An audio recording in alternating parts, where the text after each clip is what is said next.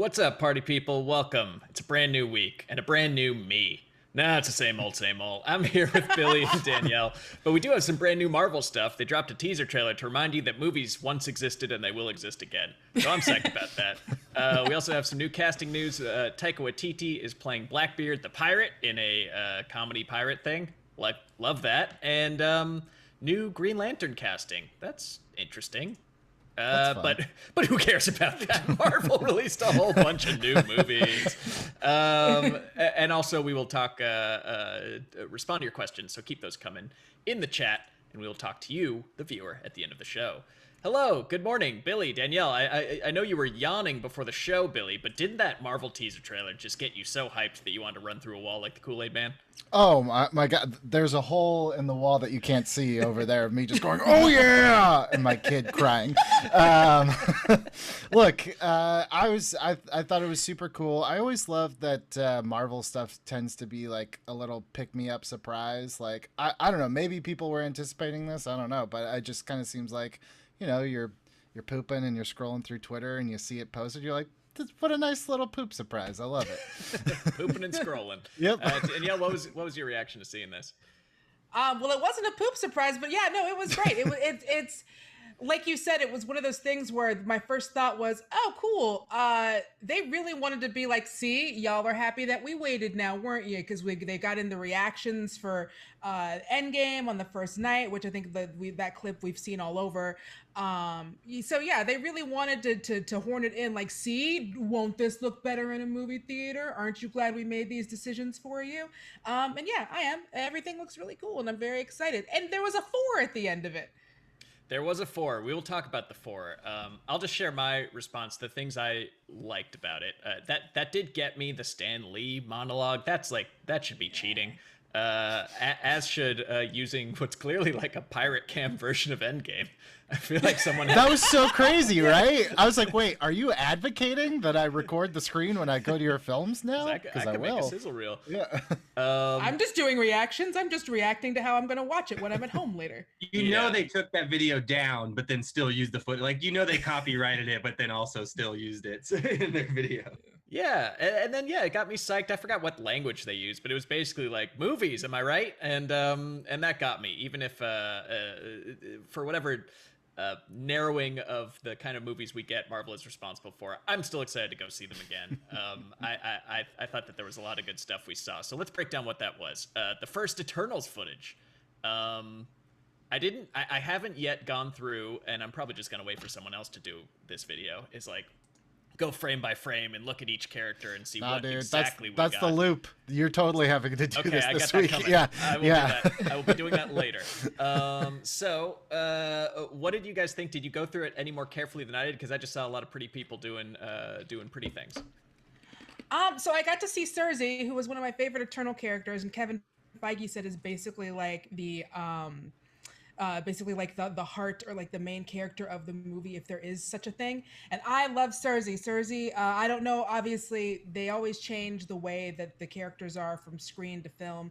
I liked kind of party girl Cersei, who really just like to get out there and make out with dudes. I don't know if this is going to be the one we get. It's not looking like it. It's looking like it's going to be very, very pretty and very studied, and not necessarily like Ratchet Cersei, which is kind of the one that I wanted. But I'm excited. Yeah, it looked really great. I love all of those shots. Chloe Zhao, just wow, killing it. Popo Zhao, as Kevin Federline once said. I am very excited for this movie. And yeah, if the tone does seem more epic and somber, as it should, from the director of Nomadland. But that's interesting that the character's backstory is more of like a girls just want to have fun thing. I would like to see her take on that too. And yeah, some of it, I should say. It's some of it. I'll back off on that. Look at Kumail, all dehydrated and creatined out. Good for him. Still a little unsettling, but I understand that we're all very happy for him here. We're all very happy for you, Kumail. I hope you're okay. So chat clarified that footage they used of the premiere was from the Russos. So that's why, like, it was the Russos did that when they snuck into a premiere. So that's why they were. When you're the Russos, they let you do it. Yeah. Billy, any reaction think to the Eternals, or were you more into Shang-Chi, Black Widow, anything else? I mean, Shang-Chi is the one that I think out of all of them that I'm most excited about. I think anyone that can do split kicks, you know, I just That was a real split kick. That was incredible. Yeah. I think Jean-Claude needs to hand over his track pants. I think I'm like actually looking forward to Phase 4, maybe even more than some Phase 3, because I think for me personally, I'm hitting the edge of my Marvel knowledge. I know nothing about Eternals, so to me, that footage, like, it just was cool. Actors that I know in a Marvel movie. Like, this doesn't mean anything yet, but I'm sure once we see a trailer, it's cool. But I like that, you know, it's been a while since like a Guardians of the Galaxy popped up in me where I'm like, I don't know what any of this is, so I can just go with it rather than like, I hope they include this, or ooh, they changed that. Like, it's hard on these comic book things to go in and just see a story that maybe you don't know yet. So that's kind of fun. Yeah. So yeah, and Shang-Chi, we got so much. I noticed no one mentioned Black Widow. Is it just because we've seen this trailer? I swear, I feel like I was like, I think I saw that one already. I'm like, oh no, maybe I didn't. So yeah, I just. But that's next up, and maybe it's a troubling sign. Maybe they should have held back on it, because I feel like the one that's getting the least attention is the one that's supposed to get us all back in a movie theater. I mean, I feel like they kind of know, like, if we're splitting it with people watching at home, maybe that's not the great. That's kind of the let's ease back into it, you know, and then we'll the grand return is Shang-Chi. Yeah. Well, okay. So we also we got title reveals for some other films. Black Panther 2 entitled Wakanda Forever, which I love. That's a great sequel title. And then Captain Marvel 2 is Miss Marvel. Is that what that was? It's The Marvels. The Marvels. Okay, but it will have Miss Marvel in it. Yeah, I think the implication is the Marvels are the trio, or some form of the trio of Brie Larson's Captain Marvel, Monica Rambeau, and the Miss Marvel that we're going to see in her series beforehand. So those three are kind of the Marvels. Okay. I mean, how excited can you get for a title? But I did like Wakanda Forever got me. That was a nice moment. It's a lot better than Untitled Marvel Project, December 21st or whatever it used to be called. Let's see. What got you? No, let's go to the chat. Adam Hulbert writes, "What are your expectations for Eternals since it was made so differently from other movies?" Do any of you know what he's talking about? How is it made? I think he means from other Marvel movies. The fact that it's like not as much green screen. That's really what they're trying to hype up about the movie, is that like she went outside and filmed it. She went outside. We went outside. She touched grass. That's exciting. Very excited. I mean, yeah, that's super cool. Again, I'm very unfamiliar with the plot of the Eternals, but I'll transfer some of my Dune hype onto that, where they're like, yeah, we're not going to build a Arrakis in a soundstage. We're going to go to the desert and film there. So the technology's good, but you still can't completely fool the eye like you can by actually going to a place and pointing a camera at it. There's just a sense of weight and gravity. So if she did that, and I'm sure she did, because that's the kind of filmmaker she is, hell yeah, that's great. I'm sure it still went through the Marvel story process of like, this has to connect to this, and we need somebody to sell toys, and like it. I'm sure they didn't let her do whatever she wanted on the script, but the fact that she got to shoot it however she wanted is very cool. Very cool. So what? I clapped when I saw the thing I've already seen before. One question in the script that I'm reading live, the Panther and Captain Marvel sequel titles, what do those imply for both films? What can we glean from Wakanda Forever that we say couldn't from Black Panther 2? So I'm guessing Two-Face and Riddler are in it. Just yes. Based on the. No, I actually. Old arch nemesis, the Riddler. I like Wakanda Forever. It makes me think, sadly with the real world situation of what happened, it's like. It kind of fits with the story of like, we left Wakanda and they're now open to the world, and the guy who spearheaded all this is no longer there. So it's just like, I like that it maybe implies that Wakanda as a culture, as a people, as a place, kind of takes a little more center stage than maybe you know, just like who's the next Black Panther. It kind of opens the world up a little bit more. But I'm gleaming all of this from a title, so who knows? Right. And I'd also, for me, again, just from a title, we do know that, like, I mean, we assume at some point they'll either talk about or there will be showing that Wakanda had to rebuild after the huge battle in the huge Thanos battle. So that's also another chance for us to get to know different people, get to know maybe some of the different tribes. Again, all from a title, but that's kind of what that meant for me, exactly on the same page as Billy. Yeah, that's great. It makes me think of like the 22 short films about Springfield episode where they just go from person to person in town. And like, what's Wakanda's version of steamed hams? What's Wakanda's version of Cletus the slack-jawed yokel? I wanna just go from person to person and get. I would be the dumbest person in Wakanda. I'm Cletus the slack-jawed yokel if I go to Wakanda. Just the person who, you don't have 80 PhDs the way that we do in Marvel? Well, then again, some folks will like Cletus the slack-jawed yokel forever. So it's time to talk about the number 4. There seemed to be an implied 4 at some point in the sizzle reel. It could have been an A tilted on its side, depending on the font, but that's Spider-Man. But here it comes. Well, it's coming eventually. Man, they have so many movies. Ooh, that one's gonna be cool. Yeah, there it is. Come on, show me the 4. I want to see the 4.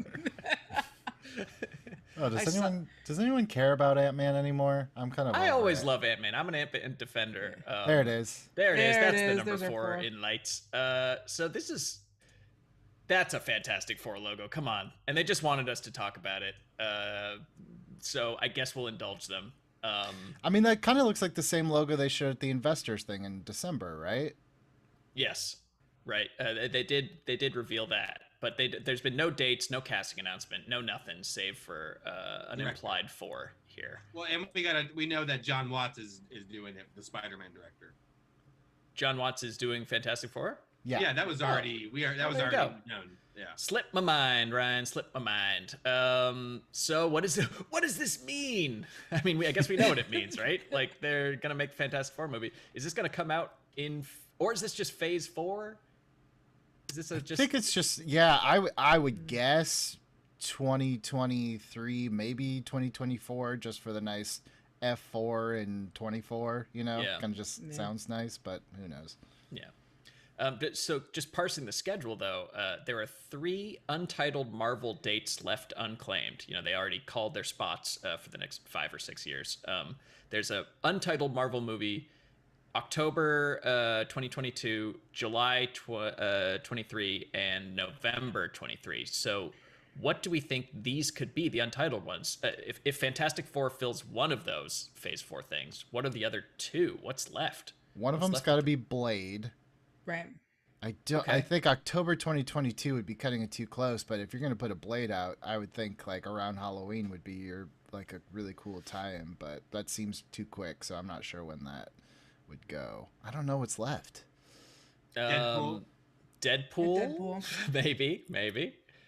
I think it might be a while. I wonder if the for chat has Deadpool. any speculation of what has like been announced but not set as a date or is in the works. Captain America 4 that was just announced. That's gonna be made from the Falcon and Winter Soldier people. Oh, I don't know. I mean, will that be ready in time for one of those dates? Yeah, I mean, it would have to be like if they're like hitting production here soon. They would have to. So I guess we'll know soon because they would have to film these movies relatively soon. Yeah. Okay, so still some surprises left up their sleeve, but I don't know. I guess overall my takeaway is I kind of care less about the particulars of the Marvel movies and more just excited to see big movies back in theaters and things in production and feeling feelings in a room full of people again. That was my big takeaway after my morning poop and scroll, Billy. Less so than like, oh, I got a glimpse of Boozlebub in the Eternals trailer. but I'll go back and look and get excited about that, I'm sure. Some people are guessing Spider-Man 4, but that would be marked as a Sony release. Like we would know because that would be Sony kind of booking that release date, not Disney. Oh, and they would definitely announce anything about Sony that gives movie just no to stave off their creditors from like breaking their kneecaps. Right. Like, no, we got Spider-Man coming, man. I'm telling you. So I saw some guesses for Spider-Man 4, like Morbius 2, which optimistic, but I don't think those movies would count, or a Venom 3 or whatever. Yeah. Now we're talking. Any final thoughts before we move on? I don't have poop and scrolls. Sorry, I'm a girl. Oh, come on. Just a handful of glitter flies out. You all know that. All right. Well, thank you, everyone, for watching up to this point. Please like and subscribe if you haven't, and hit a little ding-dong bell, because apparently you have to do that, too. There's other news. Other films are happening. One that I'm excited about, called Our Flag Means Death. And Taika Waititi has cast himself, or I guess he didn't cast himself, because it's pronounced Riz Darby? Reese Darby? You know, the other guy from Flight of the Conchords, the manager. He is this is his film, and he is starring this is a true story, sort of a guy named Steed Bonnet, who was like a gentleman, a landowning gentleman in Barbados who couldn't stand his wife, so he became a pirate. He purchased a ship and took to the sea. He would rather plunder seaside towns and other ships rather than stay home and listen to his wife. So he also fell in with the legendary pirate Blackbeard. I'm not sure exactly what their relationship was like, but it seemed to be a good one. Like, they worked together on various pirating adventures, and Taika Waititi is gonna play the legendary pirate. HBO Max. This sounds like right up their alley, right? Like a What We Do in the Shadows. Like, it's like vampires, but they're silly. It's like musicians, but they're silly. It's like pirates, but they're silly. How fun are silly pirates? Or no? They're already silly, so when you add like good silly on top of it, not just like silly, I'm into it. Yeah, I like this group a lot, so I'm really excited to see what this is going to look like. And Taika Waititi is always fun when you get him like acting. He's been doing a lot of that, and it's weird because I tend to think of him more as a filmmaker, but watching him get all of these like nice roles in this, I think this is a show. Yeah, this is great. Billy, you in? I'm going to full disclosure with you, Spencer. I've not been listening for the last 90 seconds because I thought something was wrong with my internet, and then I realized that I was looking at the YouTube feed and not the Zoom call, and that's why nothing matched up.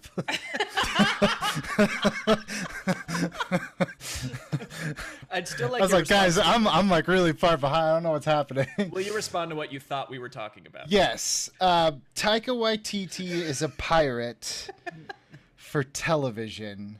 Nailing it. Something about his wife. I think all that's great. You know, all right. Well, it's good to have you back, Billy. Sorry, now I know where to look. Completely abandoning. I would have just quit. I was trying to like mess with settings. I was like, why am I like my latency's terrible? Okay, sorry. Anyways, I'm with you guys now. Hi. Well, now you can talk about this. Yes. HBO Max. Sort of a price cut. They're having a new broke boy tier, $9.99 for HBO with ads. Currently it's $15 a month, which is the same price that they charge pay TV subscribers to add HBO to their bundle. But and there's no ads. Would you be open to having ads on your Max for a $5 discount? No, not for $10. But are ads on like movies or just their shows? I would imagine it's like watching a movie on TNT where you're trying to watch National Treasure, and every 8 minutes you have to watch a Kia commercial. Can't do it. Can't do it. No, not for $10. If it was maybe like a I think Peacock does it that way, where it's like $5, but you still get some ads. I could see it that way, but for $10, I'm not doing that. I'll just go ahead and do the thing they want me to do, which is keep paying $15 a month. I do have a gripe. Want you to do that though. I mean, the economies of these things is like they probably make a lot more money just in general being able to charge companies for ads rather than charging you for an extra $5. I have a gripe with ad-free plans on these streaming services. It's starting to really bug me. So I've been going back and watching the last few seasons of The Challenge on Paramount Plus because I just missed a bunch. Yep. Dude, those guys are still, it's the same people. It's nuts. Anyways, this happens on Peacock too, but I have the ad-free version, and it's like you can tell the audio drops where the normies would get an ad, and and it's way worse on Peacock. If you watch anything, like they just added all the WWE stuff to Peacock, like it'll just like fade to black for a second in the middle of something, and it's but like, isn't that an artifact because these things initially aired on broadcast TV? So it was no, like a WWE pay-per-view. I'm talking like before the show even goes to commercial, like on the challenge, like my audio will drop because there's supposed to be probably some script that's written that an ad will pop up there. So it's like, guys, if you're going to do the no ad things, you really got to make sure your tech is sound and not like ruining the experience for the non-ad thing. That was my my stupid person problem of the day. Well, I got to side with I side with Danielle on this. I feel like $5 is not enough of a difference to me for that much hassle. I think if there was a $5 tier and I didn't sign up for HBO, yeah, I would watch The Sopranos. But you know, every time Christopher does something stupid, they cut to the AT&T girl trying to sell me a phone. Like, fine, for $5, I'll take it. But no, give me more of a discount before that becomes attractive. But let me know in the comments again if that's gonna do it for you. And now, no shade to DC for doing this last, but they cast a Green Lantern, Guy Gardner. He's a Green Lantern, right? He's been one. Yes. And it's going to be people's Finn Whitrock. Who's Finn Whitrock? Somebody tell me who Finn Whitrock is. Sounds made up. If there's a Finn Wolfhard and now there's a Finn Whitrock, how am I supposed to keep these Finns straight? There's a Finn 2187. Since when did Finn become a thing? I don't know. That sounds very millennial. So who's excited for Finn Whitrock? Here's the thing. I really love Green Lanterns, just like the concept in general. I just thought we all decided culturally that Guy Gardner was our least favorite Lantern. Like, why is that our first toe back in the water? He's like supposed to be. Yeah, like his whole thing is that he's a douche. Like that is his whole thing. I get that. I'm just saying, like, oh no, I'm agreeing with you. That's what I'm saying. Why start there? Like, if you're gonna clean slate this, because we've had 10 years of a palate cleanser since the last try. It's like, why put your best foot forward? Do the ones that people want to see. They want John, they want Kyle, they want Simon, anyone but freaking Guy. Yeah, hot black dude is Jon Stewart. Give us something. Yeah. To interject, I do think we didn't cover this, but we do know now that there was a Jon Stewart cameo supposed to be in the Snyder Cut that was filmed and not allowed, and we've heard from the guy who thought so. That to me would suggest that maybe they have plans for that character and maybe a more main movie Green Lantern. That's all speculation. They also could have just cut it just because they like having people attack them online and they just are into that. So, but we now know that info that Jon Stewart wasn't allowed to be in quote unquote the Snyder Cut. So they still gave notes. Okay. I just think that like DC and Warner Brothers has this history of like, well, don't do that on your show, save it for this. And then they never end up doing that in the movies anyway. So it's like, even if there is a Jon Stewart Kyle team up movie coming down the pipeline, like this is your first for a lot of people. Like you don't get this Green Lantern show right. Like Green Lantern is going to get the Scarlet Letter again, and we're going to have to put it back on the shelf for a long time. So it's like, just do the best one now. Do it as if you're never going to get another shot at doing anything Green Lantern again, and give us the ones we want. Well, as I read a little bit more, this could be the first of several announcements because the synopsis says it reinvents the classic DC property through a story spanning decades and galaxies. So this could kind of jump from lantern to lantern throughout its runtime. That could be very cool. So hold for more. Do better. Do better, Green Lantern show. Not into it yet, but we could be swayed. All right, let's move on to the live chat. What you guys have to say, questions and comments. So Jim Busher writes, loads of great movies coming up, but will Marvel ever hit the endgame heights again? I mean, I gotta say, I got some chills when Cap said Avengers assemble, even though they're already assembled, so, whatever. But will there ever be a film, whether it's box office or just, plot-wise, on the level of having all of those characters in the same place at the same time for a good reason? I think it's hard to try to compare when you're able to do something of that magnitude that like has been attempted, hadn't really been done yet. I think it's really hard if we're all, especially, I'm trying to go into this next phase as like, okay, this is really cool, but we'll see what happens. Because for me personally as a fan, if I go into it with like, all right, we're gonna build and in 10 years there's gonna be another Endgame, and then I'm constantly putting everything up against like what has been to this point one of like their greatest, you know, like Infinity War and Endgames were like, for me, the greatest of those runs of movies, or two of them. I think it's not being fair to the creative achievements that we're going to see with some of this other stuff, especially if they're doing more things like Eternals, where they're really giving these acclaimed directors a chance to put their stamp on it and really give it like their own feel, instead of it being, it's still going to be like a Marvel movie, like you said, the toys, the connecting it to everything, but having it where everything starts to look a little bit different and starts to feel a little bit more personalized. I want to give that a chance before I start stacking it up against something like an Endgame. Yeah, that's a very smart, calm, and nuanced opinion of you. I'll just say, no, we'll never top it. That's the best it's ever going to be. Because I'm trying to think, I mean, they could just do Infinity War again. Weren't there multiple Infinity Sagas, or have they not gone back to that well? There's definitely been cross. You know what? Yeah, there's tons. There was another Infinity War. Yeah. Yeah. When the money train stops rolling in, that's when you'll see Marvel versus DC. and you'll have aged Steve Rogers and an aged Bruce Wayne just beating the crap out of each other while everyone yells fight. I think you'll get some bigger things. I don't know if it'll be it just won't be the same, but it'll be like, look, when the first Avengers movie came out, did you ever think you were going to get something that was as cool as seeing 4 different movies kind of blend into one? And then you got something different. Like, I could see Avengers versus X-Men happening down the pipeline. I could see something with Galactus where it's not even like an evil threat. It's just like a we all hands on deck, even bad guys kind of thing. Like, something will happen. Yeah, I just think, like, just like Danielle said, like, we just hit a huge, you know, thing on the roller coaster ride. We have to reset. Like, let's fully board reset. Let's not worry quite yet about where it's coming, but I definitely think someday we'll get something of that level again. Probably like by the time my kid's old enough to really give a crap.